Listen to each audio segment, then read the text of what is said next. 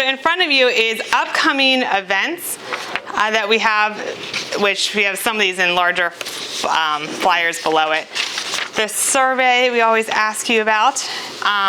So November 3rd is the next big event. That's our fall open house right here. So please come out.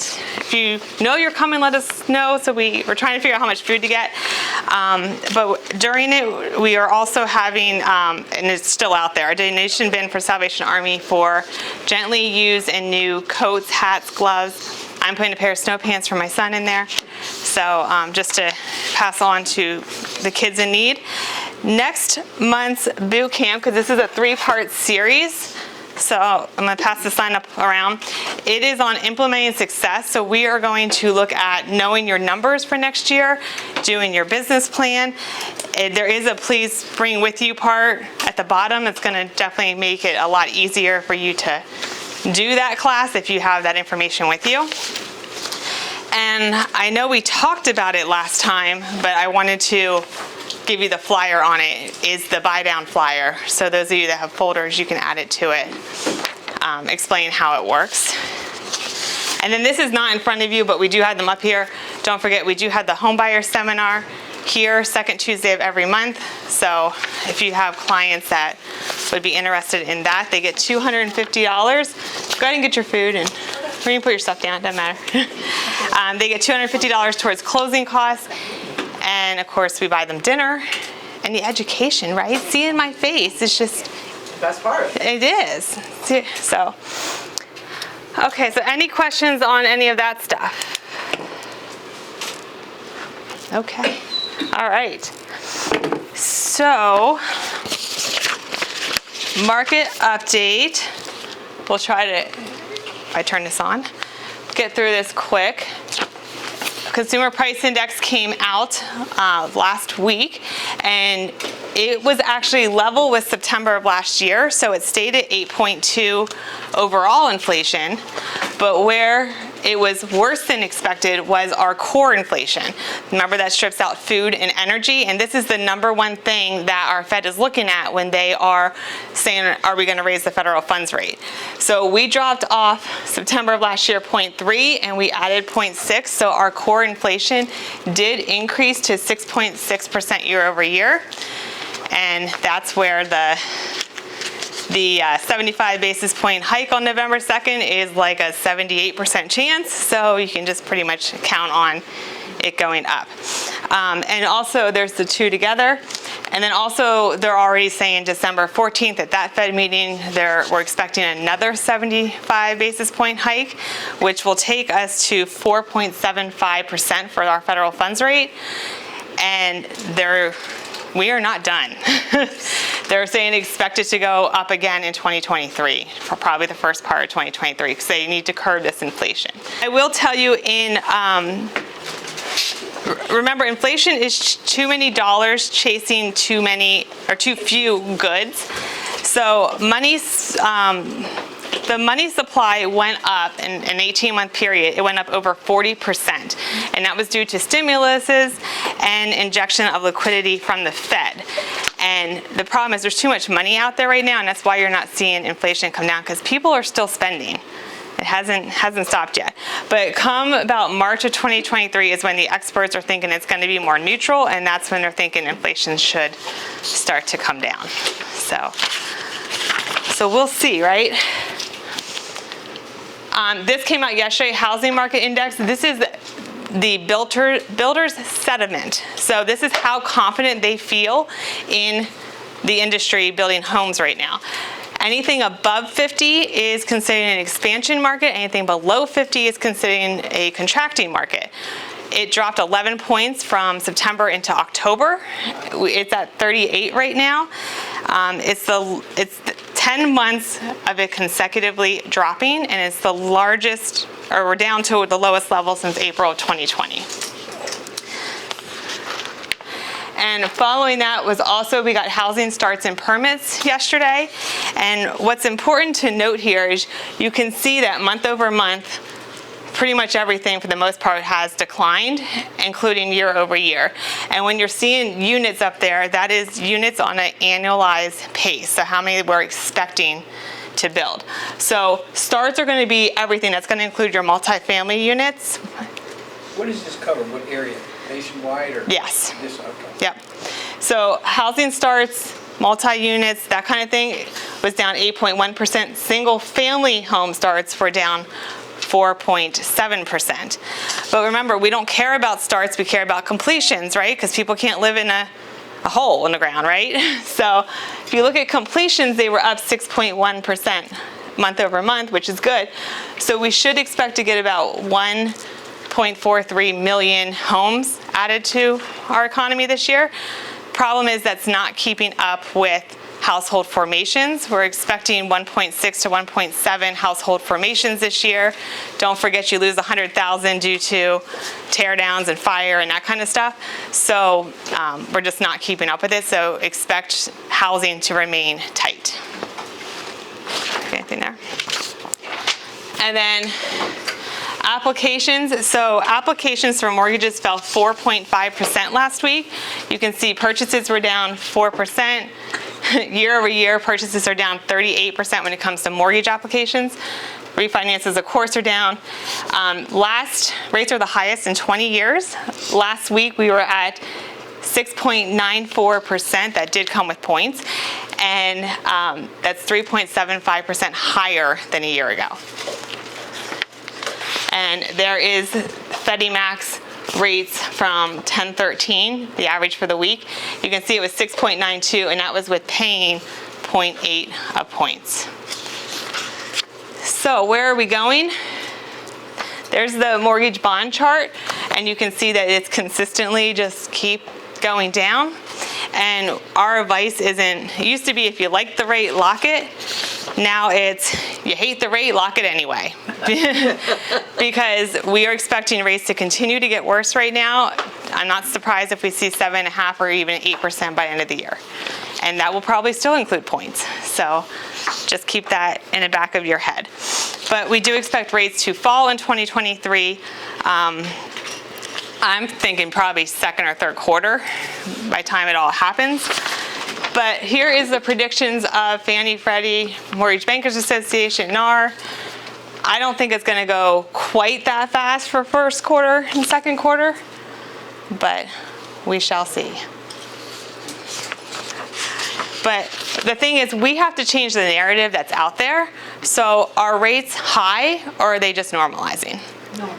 And they're normalizing, but everybody's scared, right? So just remember that. That's on my Rebecca Foote Mortgage Team page. Feel free to share it if you want, because if you look at history, we're really not that high. And just reminding you, recessions, historically, rates drop during recessions, so it's just showing you, again, that rates will be coming back down.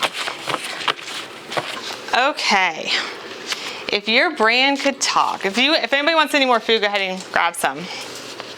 But if your brand could talk, how many of you make cold calls? That's good. Do you feel like they're fake conversations when you do? Sometimes, right? Because ultimately you want a listing or you want a buyer or a referral, right? And we need to get away from that mindset. And I'm sorry, I just lost my train of thought. So if you get out there and you position yourself as an expert, people will start to refer to you.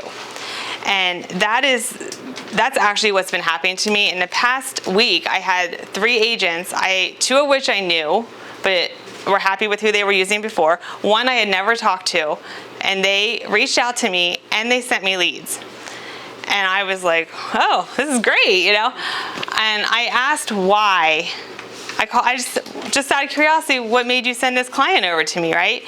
And the answer was, I'm out there, they see me, I'm constantly reminding them what I do, but I'm not like, Morgan, can I count on you to send me your next buyer today, right? Because I don't want to make those phone calls, and you don't like getting those phone calls. Have I ever called you and asked you that? No. So we need to change our mindset and be the expert that's out there. So today we're going to cover what is a personal brand, why is a personal brand important, how to build your brand, and then Danielle, who most of you know, does all of our marketing. She's going to come up here and talk to you about the pretty side of things and helping you build it. So she's going to talk about bringing your brand to life and the visual branding elements. So what is a personal brand? Personal brand is the process of creating a brand identity for a person or a team, depending on what you're on. Essentially, it's how you project your brand and its values to the world to ensure that your target audience knows who you are. So at our August Lunch and Learn, we had an agent come, never dealt with that agent either. She signed up all on her own, came to Lunch and Learn. I wasn't there. I had to take my son to CHOP that day. It was the last minute we could get in for an appointment, so we went. My staff handled it, but this agent said to, I'm not sure if it was you or Ashley, she said, I always know when it's Rebecca. As soon as I see purple, I think Rebecca. And that's what we ultimately want, right? Is to be memorized like that. So why is personal branding important? Here's how building a brand works and why it attracts business. Did you know that 10 to 15% of your network is going to move this year? And 100% of your network knows somebody that can refer to you. 60+% of business each and every year comes from referrals or repeat business in our industry. And 76% of consumers use the very first agent they talk to. Do you think that? Do you agree with that? So the goal is simple. You don't want to be a secret agent, right? You need to be out there. I know that's hard for some of you to be out there putting your life on social media and stuff, but it does definitely help get you out there. I'll send you the PowerPoints. You don't have to write all this down. So personal brand and why is it important? So lead generation is changing, but the question is, are you changing with lead generation? People don't need a realtor today like they used to. They have a choice to use one, right? Every single day, consumers can go on to the internet, they can use the online companies, they can buy a for sale by owner. I mean, that's reality, right? So how many times in the past 12 months have you been ditched for an alternative? We all probably have, right? And how many stories have you heard about this happening to your colleagues? A lot. So, folks, it's happening and it's going to continue to happen. And this is one of my favorite lines. It's not your network's job to remember to refer you business. It's your job to remind them to. So, starting to generate attention around your brand and using video is a great way to do it. You need to compete against rising and alternative solutions. And in order to do that, you have to remain top of mind. So why is branding important? It helps you stand out from the crowd, become more relatable, and I cannot say this word, differentiate yourself. In other words, it makes you more human if you have a brand and less markety, especially if you're revealing who you are and about you. Like I'm not afraid to post religious stuff out there. Everybody knows I'm a Christian. It's out there. I'm not ashamed of it. If you don't want to do business with me because of it, that's your problem. I know Kelly does the same thing. I appreciate that. It also helps build trust and authenticity if you're being who you are. And building a brand allows you to show off your unique characteristics about yourself that set you apart from other people. It also leads to opportunities and helps establish brand identities. When people see that you're an expert in your field, they're more likely to give you opportunity. Building brands will ensure that people know what to come to you for and it can rely on you for specific things. So as agents, do you ever get a phone call because of your job? Hey, do you know of a good painter, of a good handyman, right? Because you're considered an expert at that stuff. You should have those contacts. Now I know those contacts are hard right now because they're all busy, right? The more exposure you get to your network and those that you interact with will help you be identified as the expert. And your audience is going to trust you more and enhance your expertise. When people feel like they know who you are and what you stand for, they're more likely to trust you, right? People do business with people that they know, like, and trust. And do you screen people online? They're screening you online, aren't they? So being out there on social media, on Google, have you ever Googled yourself? See what comes up? Or what came up on somebody else that has your name? That happens too.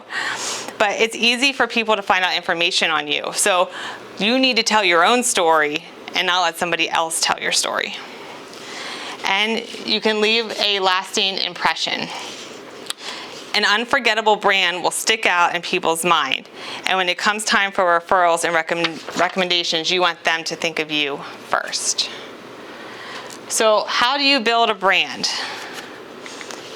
First thing you need to do is research your competition, right? So before you take a deep dive, this is what I want to do, what's your competition doing? What are they good at? What are they lacking? Specifically, the competition that has the same target market as you. So do a SWOT analysis on them. Think about if your target audience is Gen Z, they're not on Facebook. So you need to go on the platforms that they're active on. You need to be on TikTok. There's probably even other ones, right? Instagram, there you go. Okay. You need to establish your brand personality. So your brand is not going to appeal to everybody, and that's where you need to narrow it down and have more of a niche, okay? Think about your personal characteristics and come up with a list of objectives. And we have a handout for you to help you do this. But what would people use to describe you? What do they think about you? And as Simon Sinek's, have many of you have read Finding Your Why? Yeah, that's a great book. He always talks about people don't buy what you do, they buy why you do it. He has this golden circle of people care more about your why than your how or your what. So if you haven't read that book, check it out. Simon Sinek's Finding Your Why. Focusing on your brand's core values and purpose, and the rest will easily and organically fall into place. You want to choose the right name. How many of you remember when I was Team Rebecca? I know Jan does, Kim does. So what's Team Rebecca? Yeah. Right? That's why I changed it, because it didn't say what I did. And a lot of people do use their names in it, but I had to put the word mortgage in there or nobody knew what it was. So you have to think about, ideally keep it short. I know the Rebecca Foote mortgage team has a lot, but sweet, easy to pronounce. You don't want something that people can't pronounce. Recognizable, and that's gonna make them remember you. And try to have it reflect your core values and your products. And Danny's gonna tell you how my logo does that in her area. Craft a niche slogan. So our team slogan is creating exceptional experiences, if I could get that out of my mouth. I always wanted to use start your house off with the right foot, but my husband thinks that's stupid. So, but I think why play off your, and we've used it in some stuff. Cute. So see, Danny, we just need to do it. So, okay. Design a professional logo. So a logo is often the first and most prominent presentation of your business. Keep in mind if you're doing 2 or 4 colors, why would you care if it's 2 or 4 colors? Does anybody know? Cost. Are you going to cover that too? Not really. Cost. When you go to print. if you are getting Frisbees printed or tape measures or stuff, you can do a 2 logo imprint or 2 color logo imprint versus 4. Anything 4 color is a full color, and it costs more. So you definitely want to watch that. I was just going to say some products and promotional products aren't even available in full color prints, so definitely stick to like 2. Yeah. Define visual language. So Danny's going to go into a lot more deeper on this for you, but it's things like your brand colors, your typography, your logo, your photography, your graphics, your illustrations, and then you're going to create a brand style book. Because one day when Danny never leaves me, somebody else needs to be able to pick up that book and go, okay, these are the exact colors of Rebecca's team. They can go on, you can only put that logo on this type of background, or it needs to be transparent, or you can move it into an all white logo if you have to. So those are the things that you really need to specify, so it's not just out there. Because if you're putting a purple and gold, it's not going to look good on red. So maybe we need to use an all white logo at that point. So you have to specify all that in your brand book. And build a brand voice. This is your communication style. If you have a team, let's say, you want everybody on your team talking the same. For example, maybe you don't call your clients buyers or sellers, you call them families. I guess you're not allowed to do that, are you? That's going to be right? Yes. Yeah. Okay, but you get my point, right? You can have a term that you, as your company or your team or you always use, that's different from everybody else. And if you have anybody else on your team, you want them to be having the same experience, or you want them to use the same language so all people have the exact same experience. And most importantly, apply your brand consistently. So this is where Danielle got me really good at, because we were able to take it consistently across everything. And then, does anybody do video in here? I do live videos. You do live videos. Kelly does live videos. You're on TikTok. You need to be the digital mayor. I mean, how many of you see my videos? So are they out? Do they just pop up in your feed? And that's the whole point. Not doing video is no longer an option. So you all need to get on board, even if you don't want to. I see that look, Nicole. It's not as hard. Everybody thinks, oh, I don't want to get on video because I'm going to say the wrong thing, or I'm too ugly, or whatever, right? We all have these excuses in our head, but you did a video with me. But we just have to get over ourselves. And you know what? I mess up on camera. It makes me human, right? Do you really care when I mess up? No, it's the best part. Because it does, it makes you normal. It makes me normal, yeah. Okay, before I turn it over to Danny, what makes you have, or what does it mean to have a real estate brand? How many people, when they think of real estate, automatically think of you? And how many people would instantly say your name when a friend says, I need an agent? Your brand in real estate or anything else is nothing more than how many people remember what you do, why you do it, how you do it. It's a persona, it's your voice. Statistically, 97% of consumers choose the agent over the brokerage they work for because of your brand. Would you say that? They choose you, they don't choose your brokerage. And there are many ways you can build a brand, but when doing it with video, it's essential to start by first defining your brand story. And that's on here. People don't remember what you do for a living, they remember why you do it. Just repeating that line earlier. This is a normal audience and how they get to you. 12% knew the agent personally or they used them before. 10% is from a for sale sign, 3% is from websites. But you can see it's not real high of stuff. So a lot of your traditional advertising is not really bringing in a lot of referrals. So bringing your brand to life. So to start, I need you guys to all exit your left brains and enter your right, because we're going to move from the strategic side of things more to the creative. So you guys know what you do. You're real estate agents. You are working on defining who you are, how you'd like to represent yourself, and also who you're going to cater to, who's your target market. And so now it's time to show people that. This is all about how you visually represent yourself. And so you might be thinking, are we going to create a logo? And you can. As Rebecca mentioned, that's a really powerful tool in your branding toolbox, but branding is more than just having a logo. And so there are 5 key components to this. The first is typography, color, symbols, medium, style, and that's the last one. And so as we move through each of these 5 elements, I just want you to keep in mind that visual elements produce both a conscious and subconscious reaction in who you're presenting it to. So we're going to start with typography here. And typography is your font. It's the size, the weight, the style, and the typeface that you're using. It's all of those things combined.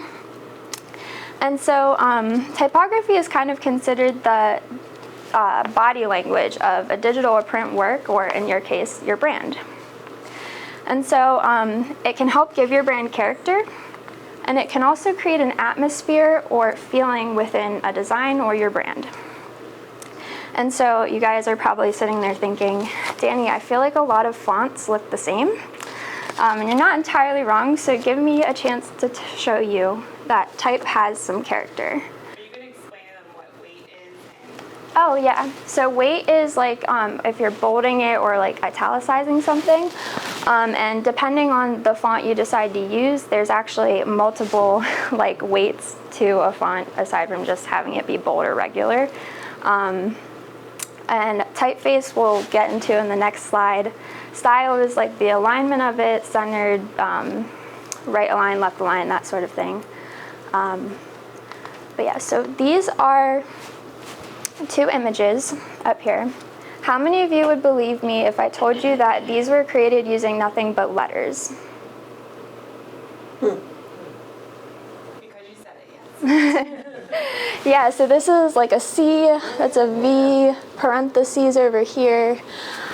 So these are more like extreme examples of how type can be used, but it definitely is something that is really important when it comes to branding. And so using the same typefaces consistently throughout all of your stuff, as Rebecca mentioned, is super, super important. And you also want to pick one that's really unique to you, and so a great resource for that is Google Fonts, and I'll send you guys the link afterward. But they're unique, they're downloadable, and the best part, they're free. And it's kind of a unique site. You can type in your name if you want to, and then scroll down through and see how your name would look like in each of the different fonts. But before you pick your font, you're going to want to know what different typefaces represent, and there are 4 main styles of typefaces.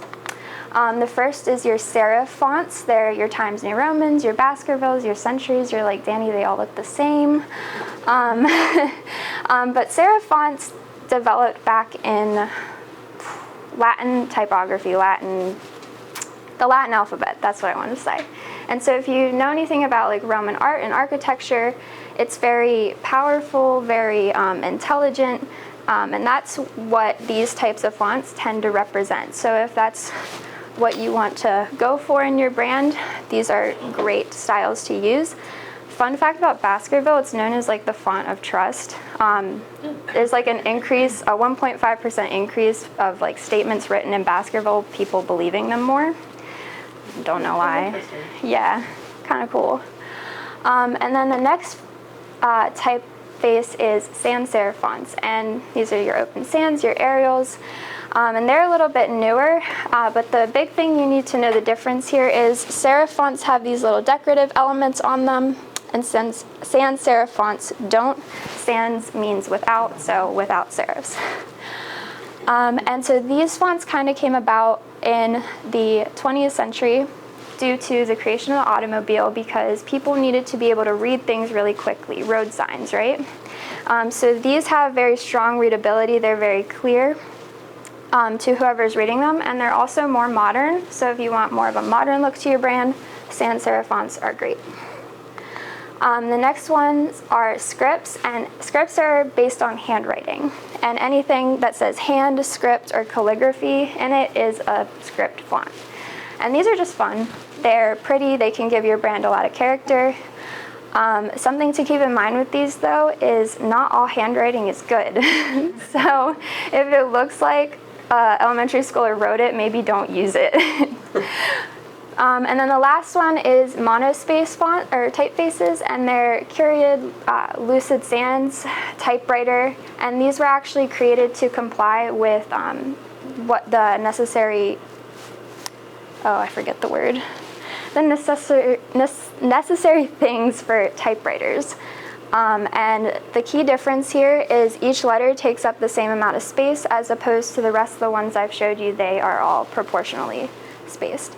Monospace fonts are really simple. They're said to look undesigned, so if you want to go for more of that type of look in your brand, they're great to use. Before I move into color, actually, I use 3 different fonts for Rebecca, mostly. I use Open Sans right here is our sans serif. This is called Rocket. It's a serif font, and then I also have a script called Dancing Script. And when it comes to choosing different fonts, you don't really want more than 3, and you don't want them to clash with each other. You want them to be very cohesive. I can use 1 or all 3 of these on the same flyer or piece of content, and they don't distract from one another. So that's something important to keep in mind. So now we're going to talk about color. And so color helps bring identity to your brand. It can give your brand style. It does give your brand style.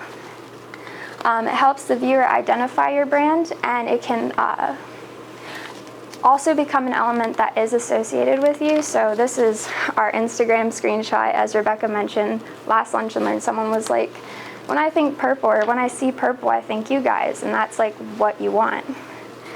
And so another brand that does color really, really well, I need you all to think of like a bright, bright red. What product comes to mind? Target.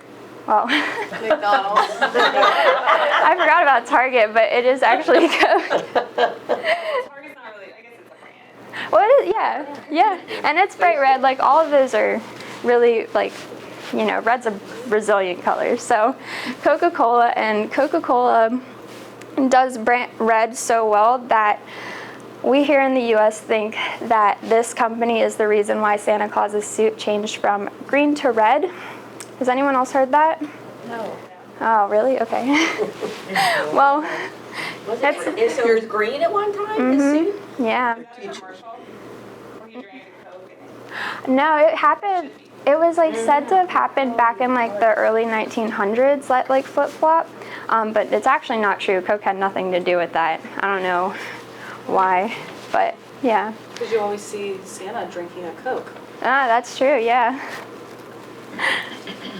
Okay, so color. That's how he gets around the world in the night. The sugar He's more visible. And the original Coke. He matches Rudolph. Oh, yeah. So when it comes to choosing your color for your brand, there's a little bit more of a science behind it than just like, this is my favorite color. I mean, obviously you want to use colors you like. But so we just talked about red. And red is very energizing, can represent strength, danger, power, a whole variety of things, even love. And something really interesting about red is that it also has a physical effect on the viewer. It increases heart rate. It even quickens your metabolism. So the fast food restaurants out there that are using red are doing good things because those things make you want to eat.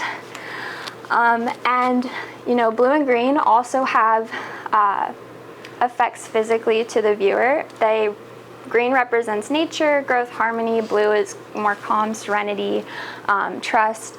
But they actually will slow your heart rate, produce a calming effect, and slow your metabolism. So just some interesting things. Brown is seriousness, stability, wisdom, and you're like, why would I use brown? Brown's an ugly color. But actually, a real estate brokerage that uses brown and uses it very well is Iron Valley. They have like a brownish orange, and orange is rejuvenation, communication, positivity, and like those two things combined, you know, good communication, resilience, reliability, that's what makes a good agent, right? Yeah.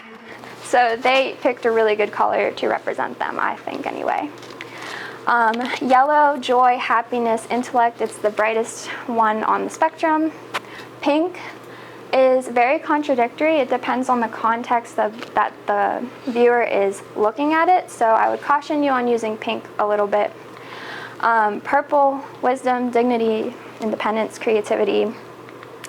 White, purity, wholeness, innocence, goodness. Everyone pretty much thinks this when they see white.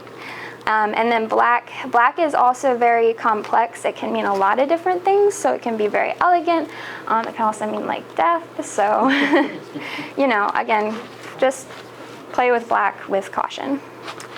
And so when it comes to choosing your color, I have a really great resource out there for you. And it's Adobe Color. Again, I'll send you all a link. And this is, you get to play with the color wheel. And you get to move it around and find what you like. And really what works best for you. It'll give you a 3 to 5 part color palette, so you can also see what colors work best together. Adobe Color. Oh. With keeping your color consistent, this is also where you're going to be able to find those identification codes for colors. So it'll give you your hex number, your RGB code, your CMYK code, and all of those are really important to have written down because it's what is going to allow you to create social media graphics and print things that are all in the consistent same, in our case, purple and gold, whatever colors you decide to choose. CMYK is specifically used for printing things. RGB is specifically used for digital stuff. And that is important because there are colors that exist digitally that do not exist in nature, in real life. So you need to write down those codes once you decide on your color and keep them somewhere safe because you will need them. So symbols. Okay. So brand symbols, as we said, could be your logo, but it can also just be an element within your logo. So like for Rebecca, her entire logo is Rebecca Foote Mortgage Team, and it has this little crown. But the crown can be used outside of just within her logo as well. And it is something that I think if you guys saw it, you would be like, that's Rebecca. And they represent your brand's personality. They contribute to your recognition rate. But the way you choose your symbol, it needs to be very based on your core values or your brand style. And this could be a variety of things, and it doesn't even have to be a symbol that already exists. A good graphic designer will spend a long time creating just one logo because they're really thinking about these things for whoever they're designing it for, and will often create symbols that are brand new. So think outside the box when it comes to thinking of a symbol that represents you. Rebecca, I think, did a really great job with this. So her crown, if you guys don't know, sorry, came from the Bible story of Esther. So she was a queen who kind of put aside her own vitality and to help her people, to help other people. And so from what I know, Rebecca started her business, she started her team with that key thing in mind. She wanted to be able to offer her clients more loan products, put them in a better financial position overall, and so helping people was at her core value. She's also a Christian. It comes from a Bible story, so I think she chose a really great symbol to represent her. And that's what you want to do as well. You don't want to be the agent that uses a house in their logo. Because how many of you will say that you're just a real estate agent? Like that's your whole identity? No. Also, mortgage, lenders will use this, builders will use this. So houses are popping up everywhere in logos, and you want to be unique. I mean, let's face it, we all like what Danny does a lot better, right? But you can't get to that without doing the deep dive on you and what you want and what you want to express and what people say about you. So the first part is, who you are. The second part is who you want to target as your target audience. And does your current marketing or current brand match those things? Or do you need to change it? You are at the time of year where you can start January 1st completely fresh if you want to. So it's a really good time to review this stuff. Second page is visual branding worksheet. This is going to be all your fun stuff. Picking your font, your color. And if you can see there's a watermark there, but is that the 30% of my purple, or is that just a lighter purple? That's 25%. See, okay. So you can take your color and then use it as, I'm not going to use the right term here. We turned down the opacity of it, so it's just a lighter version of that same. Yeah, what she said. That's why I have her. Turn down the opacity, Rebecca. Yeah, so, and we have the same for gold too. And if you are part of a larger, like you have a team or something and you're part of a larger, you're all brokerages. So my gold is the same gold as Foote Capital. So you can always make them, because do you have to put both logos on? Like I don't in our industry. I can just use my team logo as long as it's a DBA. So you guys have to put both on. So think about that too. Obviously, if you change brokerages, that could change, but you want something that probably complements it and not just, So choosing colors, fonts, and your symbol. So this is kind of like a worksheet to help you do your branding. If you have questions, I will let Danny take them. So you can call into the office and just ask for her, and she can help you with, any of those questions, or even if you do something, you can run it by her if you'd like. And you can create it yourself, or you can hire somebody to do it. Canva, you can create a lot in Canva. It's free, and we like free. And we use Canva here too, and we do not pay for it. We still use the free version. So you don't necessarily need to actually pay for that stuff. Or you can go on somewhere like Fiverr and have somebody do it inexpensively, or you can hire an actual marketing company and pay a little more.